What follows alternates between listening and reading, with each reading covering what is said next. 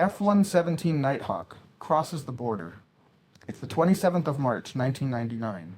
An F-117 Nighthawk tears through the dark, stormy skies low over the Serbian countryside. The pilot is Lieutenant Colonel Darrell Zelko, and his mission is to bomb the command center of the Serbian Air Force in Belgrade. It's the headquarters of the force that is going to try and stop him on his mission tonight. Zelko is escorted by F-16 Vipers with missiles that can lock on and destroy enemy radar. As he approaches the Serbian border, he hears a command come over the radio. This is Joint Forces Air Component Commander.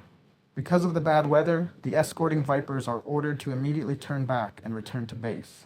He's on his own. If he is to make it home safely, he has to remain undetected. A ghost. Fortunately, he is in the most advanced operational fighter bomber that has ever flown.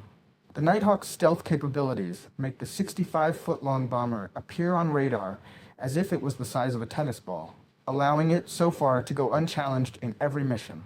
That is every mission until this one. P-18 radar comes to life. On the ground, an anti-air missile battery is waiting for him. It's under command of Lieutenant Colonel Zoltan Dani. Serbian spies have let him know that the enemy aircraft are coming, and he thinks today is his best chance to take down one of the elusive ghosts.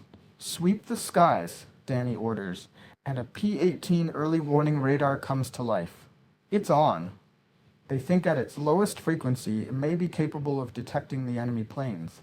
I don't see the target, but it also detects clouds and rain, resulting in a screen covered in fake signals. But looking closely, Dani sees something. I see it. One tiny dot moving through the masses of clouds. A tiny dot headed right towards them. The ghost is here. Turn on the targeting radar. It's on. We have 20 seconds. I don't see the target. Nothing. Keep looking. Zalko's Nighthawk speeds towards his objective, the computer preparing the drop. Let's go again. Phi 1 is on. Phi 2 is on. Dani double-checks the low-frequency radar. He can see the target. It's right in front of them. But he needs the SAM radar to get a lock. I don't see the target. The men scan the sky just as instructed. I don't see the target. Yet the screens remain dead. Serbian missile defense. But then, Zelko opens his bomb bay, increasing the Nighthawk's radar signature, just at the wrong moment. I have it. I have it. Phi 2 is tracking the target. Phi 1 is tracking the target. Launch. 2 missiles fire off the launcher in quick succession, streaking across the sky. Zelko drops his bombs. They follow the path designated by the laser and explode. He soars past the target. It's another mission success, and he ascends to 6 kilometers. But a few seconds later, his cockpit is filled with the wail of an urgent alarm, and his controls light up. It's a lock alert. Almost at the same time, he sees the 2 missiles illuminate the clouds below him and then break through. They're coming right at him. He immediately breaks into evasive maneuvers. He pulls his aircraft up to try and escape. He's pushed into his seat as he ascends, as the aircraft screams more warnings at him. The F-117 has no chaff, so with the missile locked on, it's entirely on the pilot's actions to try and evade the threat. Time slows. F-117 Nighthawk is hit. He knows. It's over. They got me. These are proximity missiles and should detonate near the aircraft. But somehow, the first missile malfunctions and races by his canopy. The second missile, though, doesn't malfunction. It explodes, sending out a cloud of sharp shrapnel that perforates the left wing of his Nighthawk.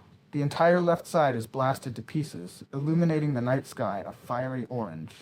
The aircraft immediately loses control and is thrown into a wild spin. As the plane spins, Zelko is pinned to his seat and experiences severe G-forces. The spin increases in violence. Flashing warnings illuminate his controls, and a bright flame shines through the cockpit windows as the landscape spins around him. He knows he's in a critical situation. Even ejection might prove fatal, but it's his only choice. He fights 7 Gs of force, 100 pounds pulling up on each of his arms. Fueled by adrenaline, he gets hold of the ejection handles and pulls. In the blink of an eye, the canopy is blasted away, and his seat rockets out of the cockpit. For 1.5 almost eternal seconds, Zelko free falls through the air, strapped to his chair. He's barely conscious, and he thinks that the seat is still inside the plane, and that the ejection seat has malfunctioned. But then, he He feels the tug of the opening parachute and sees his burning Nighthawk tumbling away into the night. The violence of the spinning wreck is replaced by a total calm. Zelko breathes heavily as he takes it all in. He's alive. But then another thought hits him. Man, Mom is not going to be happy about this. He knows the enemy are going to be searching for him. If he can't fall to the ground unseen, he can still get rescued and get back home with no further complications. But then he looks up. He notices his parachute is bright orange. He might as well be waving a flare. With his hopes of going unseen dashed, he takes out his survival radio to report he's alive and well. Mayday, mayday, mayday. Vega 31, going down. To his massive relief, the mayday is heard. Vega 31, Magic copies your mayday. Last position? Vega 31, last position in aircraft. Point after target. Zelko sees a ditch from above. He doesn't get to say much more before hitting the ground. Hiding in the forest, he's now alone, deep behind enemy lines. Zelko runs for the ditch he saw on the way down. He quickly paints himself with mud and tries to hide as he awaits rescue. News of the downed plane quickly spreads. The Serbians waste no time and rapidly initiate a search. All around him, the activity gains momentum as more and more men appear. Men of the Serbian army comb the area, gradually joined by local policemen and civilians as the news spreads. Everybody wants to find him. Flashlights illuminate the fields and trucks roll past on the nearby highway. Zelko can do nothing but sit and pray. Then he hears a rustle in the undergrowth getting louder. Just outside his ditch, someone is searching. He stays still and quiet like a rock, quieting his breath. He hears panting and snuffling. It's a dog. Slowly and carefully, Zelko pulls out his knife. The dog gets closer. He weighs his options. Should he kill the dog? If he did, could he do it silently?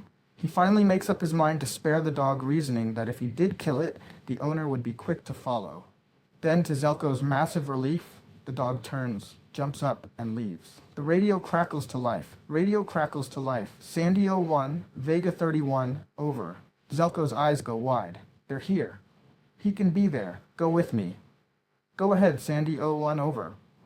Vega 31, is it okay to come down there? Zelko doesn't respond. He peeks out of his hiding spot, searching the area for threats. Flashlights shine in the distance. He may be armed. Be careful. Vega 31, if you don't answer, we're gonna try this later. He makes his decision. Yeah. Okay, let's go for it. Zelko turns on his infrared strobe as a chopper races into the area. But the strobe fails and the helicopter can't see him. The flare is lit up. He curses his luck and desperately checks for threats. He has a backup, but it's nowhere near as subtle. But it's now or never. Zelko makes a quick decision and pops a flare. Bright light spills all around him and illuminates the area, pointing out his position for the rescue helicopter and the enemy alike. There he is.